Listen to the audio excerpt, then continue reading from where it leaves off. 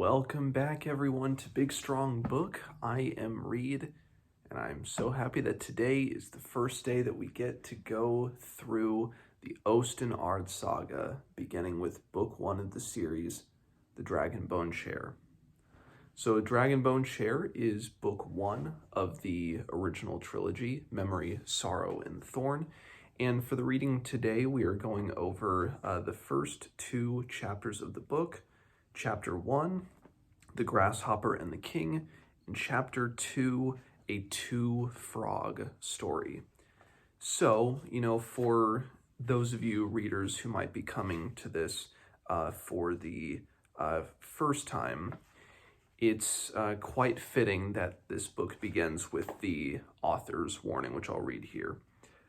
Wanderers in the land of Osten Ard are cautioned not to put blind trust in old rules and forms, and to observe all rituals with a careful eye, for they often mask being with seeming.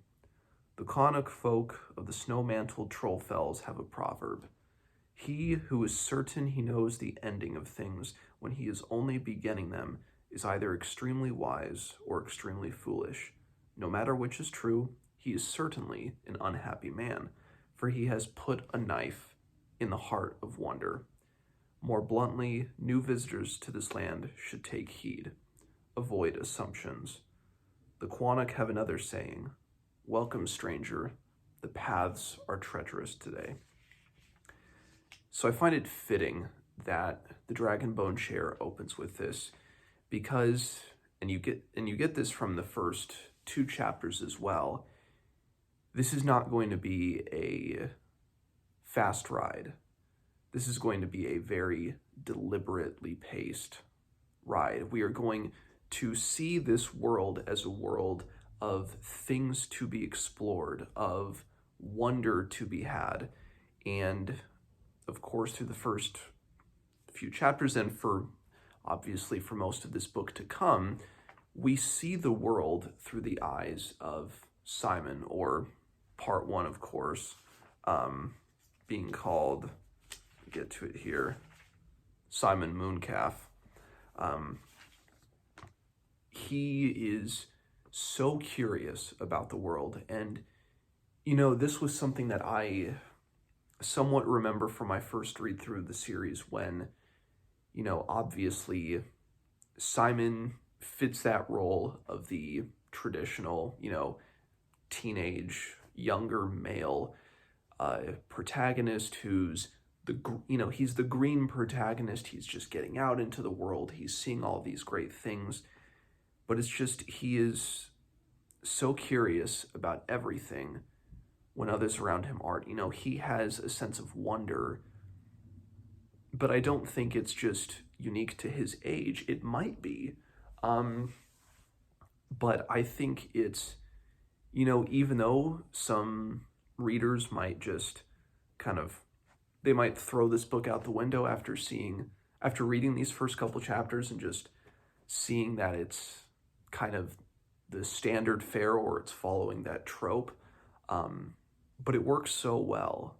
And it's, it's a way for Tad Williams to begin to illustrate this world, begin to unveil this world for the reader in a way that is organic and genuine, because how much fun would it really be for the reader to see this world, through the eyes of a grizzled veteran who, has seen it all, to see through the eyes of, if we open with Prester John, which we kind of do, we see Prester John in the first chapter, kind of, the aging, this dying king.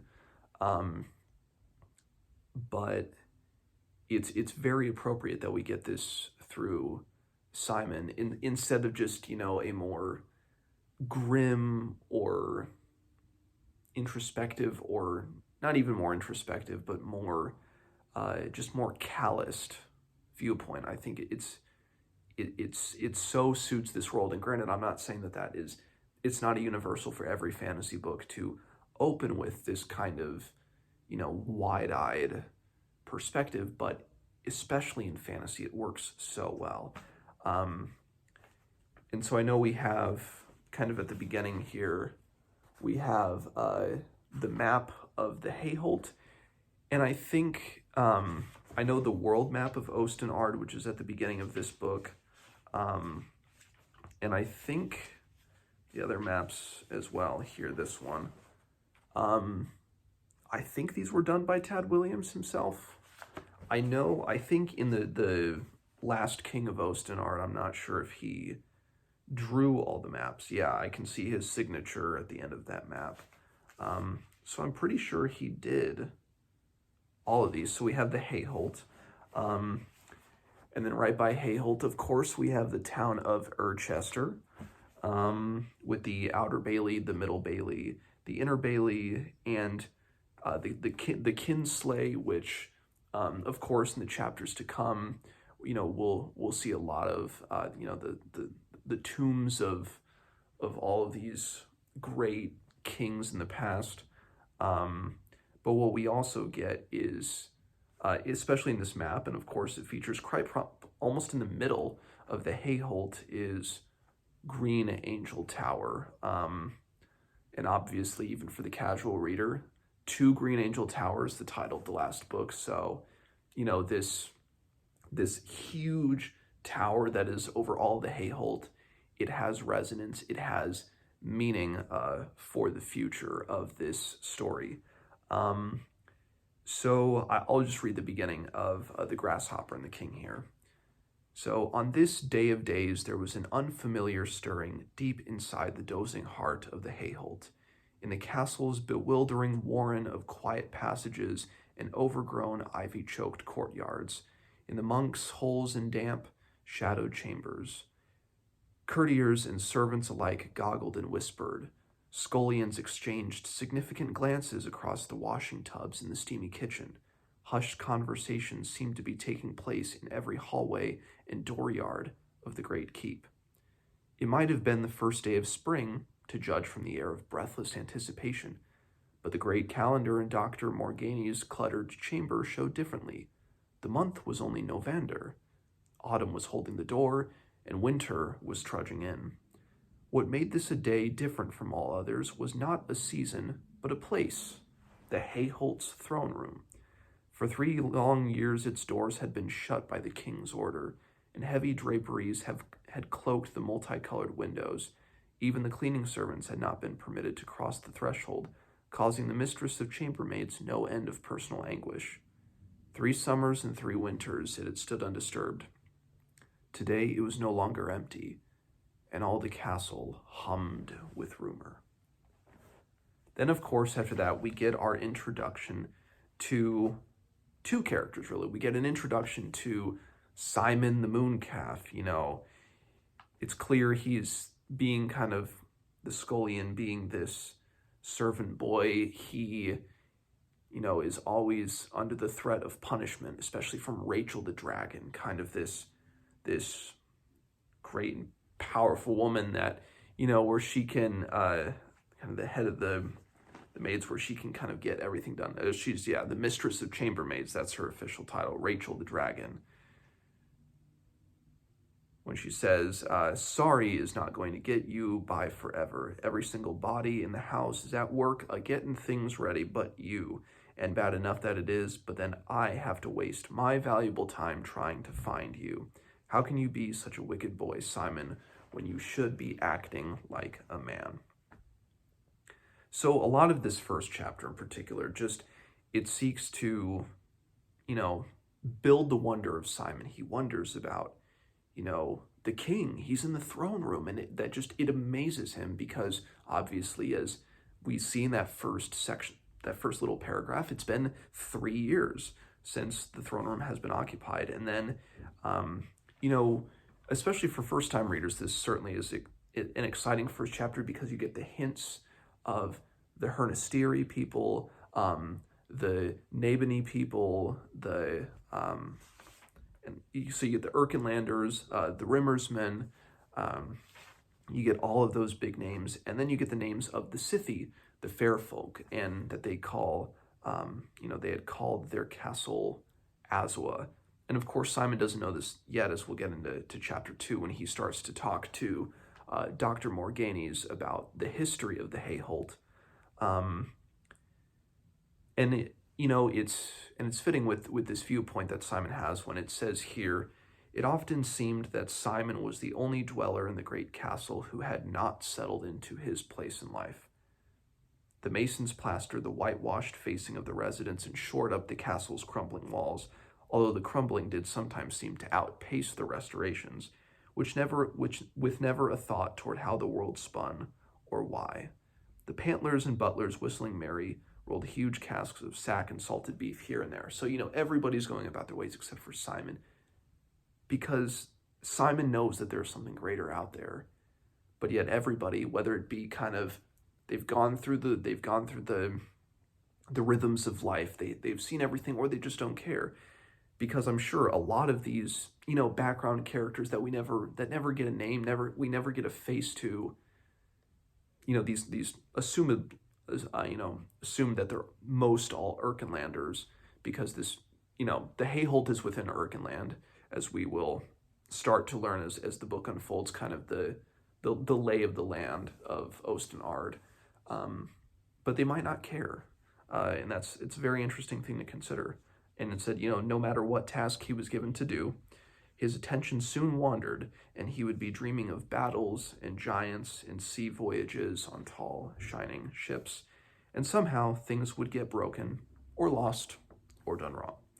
So, I like that little section, because it sets it up in such a good way. It's just, he's at odds with everyone around him, hungering for something more. And then we get, again, kind of that glazed perspective when we are introduced to the king, Prester John. At the farthest end of the hall, a massive tapestry hung on the stone wall between the statues of the high kings of the Hayholt, a tapestry bearing the royal coat of arms, the fire drake, and the tree.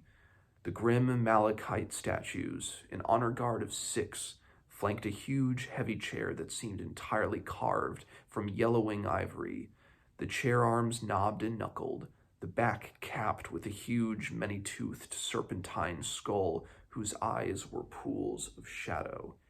It was on and before this chair that 2 figures sat. The small one, clothed and worn motley, was singing. It was his voice that floated up from the foot of the throne, too weak to chip loose even a slight echo. Over him bent a gaunt shape, perched at the edge of the chair like an aged raptor, a tired, hobbled bird of prey shackled to the dull bone. The king, 3 years sick and enfeebled, had returned to his dusty hall. He listened as the small man at his feet sang. The king's long, mottled hands grasped the arms of his great yellowing throne. John the Presbyter, Lord of Erkenland and High King of Osten Ard, scourge of the Scythy and defender of the true faith, wielder of the sword Brightnail, bane of the dragon Shurikai. Prester John was sitting once more upon his chair made of dragon bones. He was very, very old and had been crying. We get this life that's so filled with all these experiences that he has had, and we as the readers start to hunger for more. We get these little pieces. We become like Simon, wanting to know more. And obviously there are things we were introduced to, so he goes off and begins to talk about his sword, Brightnail, and we learn a little bit about the mythos, the religion we get of, Osiris Adon, the execution tree, that Brightnail, it's the only nail of the execution tree that's left standing. So a parallel within our own world, similar to Christianity. They have this religion or a similar style religion. It is very different though. And he's a man who is so afraid, and he knows that he is dying, but when he says, "But I built this kingdom that must weigh against any blot of sin on my soul, however dark," again, that there lurks something there, and kind of the backstory of Prester John I might get into in the spoiler section of this video. like spoilers for the whole series, when he, just the pain he has. But then we also learn, again, this is crucial for new time readers, his two sons, Elias and Joshua, Elias being the older of the brothers. And of course, you know, it's a classic tale of two brothers. We get the brother who is favored by the father and the one who is seen as the lesser son. Joshua is one of my personal favorite characters in the entire series, and you know, he's immediately made relatable because he's kind of an afterthought for his father. He's like, no, Elias will be the better king. Elias will be the better leader. Joshua, he lost his hand. You know, he's this and he's that, and the king is in pain, but he feels confident about the future. He feels that his legacy can carry on to his son Elias. So that's where you know, chapter 1 ends, and then we get into chapter 2, a Two Frogs story. When we get introduced to Dr. Morganis, I love this introduction because Simon brings him two frogs and he just kind of plops them into a clear liquid, and he's like, they'll be fine as long as they don't mind wearing boots. And you know, again, this is from when I read the reviews online of people who, you know, who don't like the Dragonbone share, they're gonna, you know, I'm sure they hated this this section of the book where we have like a whole page here, pretty much just, I mean, one page, but it's huge. And of course, you know, there isn't that underlying plot. And I like that we're not dropped into a prologue that has a big moment of intense activity. This isn't the beginning of even, you know, the Wheel of Time, where we have that huge, dramatic, sweeping opening in that book. And it's not even like Song of Ice and Fire, when we have the first hint of the others, or the White Walkers as they're referred to in the show, where we get that moment. We don't get that in this. We just get, here's a kingdom and the king is dying, and off we go. But yeah, I love kind of, you know, Morganis has that almost that mad scientist, but very almost like a Doc Brown. You know, like Simon is kind of like Marty McFly, and Morganis is almost like the Doc. But yeah, I love that. But then he starts to tell Simon, because Simon doesn't. He's like, no, you don't want stories. You want history. You want to learn more about this place. And he's like, well, this is certainly a two frog story, meaning because you brought me two frogs, well, that warrants a story like this. But he's like, but you know, to tell you the whole story, you might need to drain the moat and bring back all the frogs for me. And so we get a little, it's not even a lore dump. It's not even an exposition dump. It's just him telling a story to a curious kid. So we learn a little bit about kind of the first, you know, tribes of men, and the Scythi, or, you know, the fair folk, and how this land called Nabin, or Nabin, I'm not even really sure how to pronounce it, how the land of, I'll refer to it as Nabin, or the land of Nabin was formed. But then we get another hint of the Rimmer's men, kind of these men from the north that came down and forced the Scythi to lose the Frost March. We get another name drop of another phenomenal character, of course, but we only know him in words here, of Duke as Grimner. And, you know, and that's kind of the tale of this chapter 2. We get a little bit about kind of the iron that the Rimmersmen had. It mentions, you know, the Witchwood, which is important.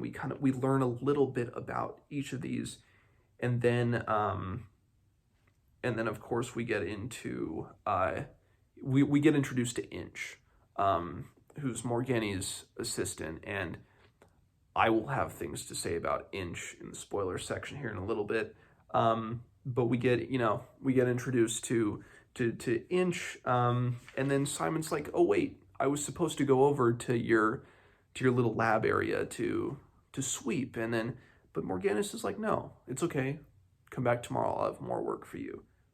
So we get a relationship established, a good kind of master-apprentice relationship between Morganis and Simon. And I loved their bond that they had when I first read through the series.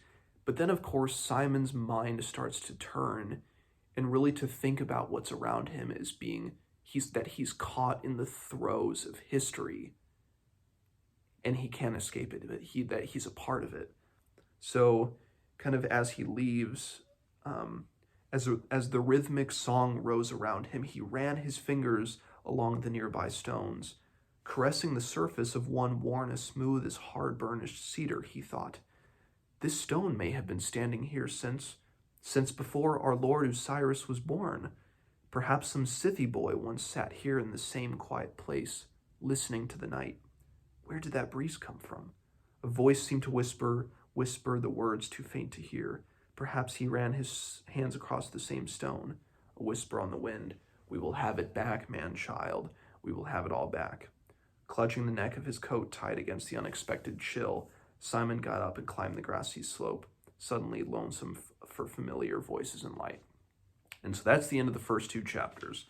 Kind of a great opening. If you're a first-time reader reading through this, drop a comment. Let me know what your thoughts were about it, because I'd be very curious to see kind of a renewed perspective for the series. And so for a little bit here, there's not a whole lot of spoilers for this whole series to get into relating to this chapter, but I'm going to get into it.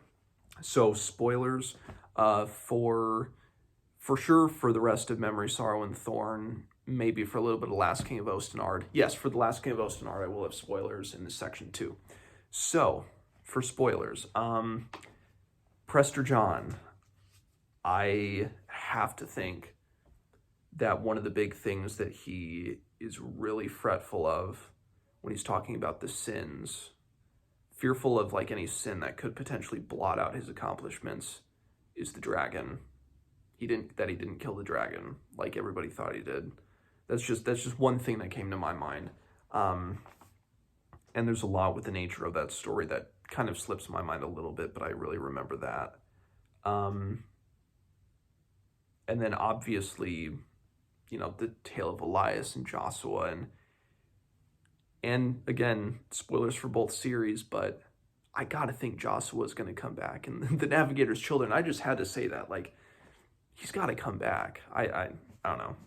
That's very unrelated to these first 2 chapters, like jumping all the way forward to the forthcoming book. But that's been a thought that's been on my mind for so long, because I love his character so much. So then Inch. God, I almost forgot about, I'd almost like blocked the wheel scene from memory from To Green Angel Tower. Oh God, Inch.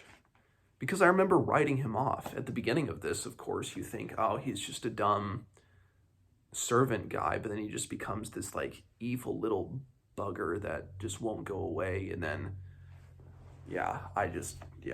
To Green Angel Tower, that almost brought back PTSD from reading that scene.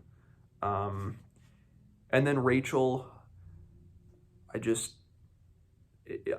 I remember correctly, there's that big reunion that she and Simon have at the end of To Green Angel Tower.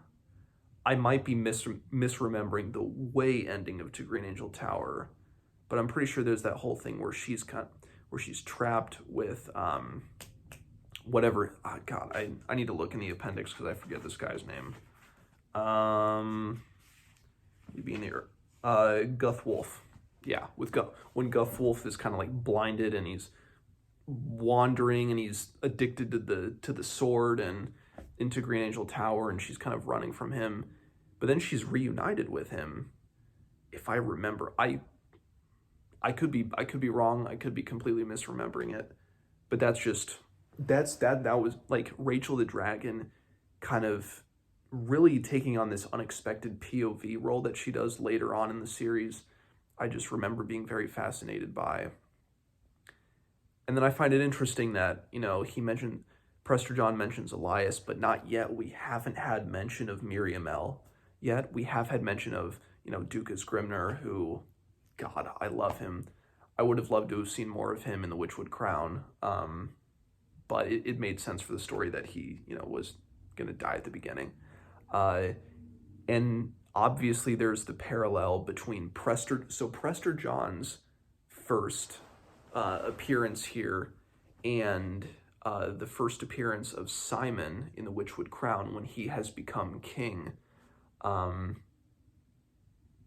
When they're both I think they're both having a song sung about them, and both of them hate it because both of them relive those memories and know that that the truth that is spoken within the songs is something so that the motley the court jesters and the singers can never understand, and that both of them are kind of bitter about it.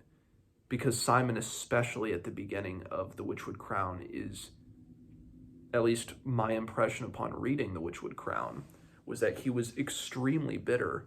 And so, yeah, it was very fascinating to get that parallel between the first appearance of Prester John and then his far successor,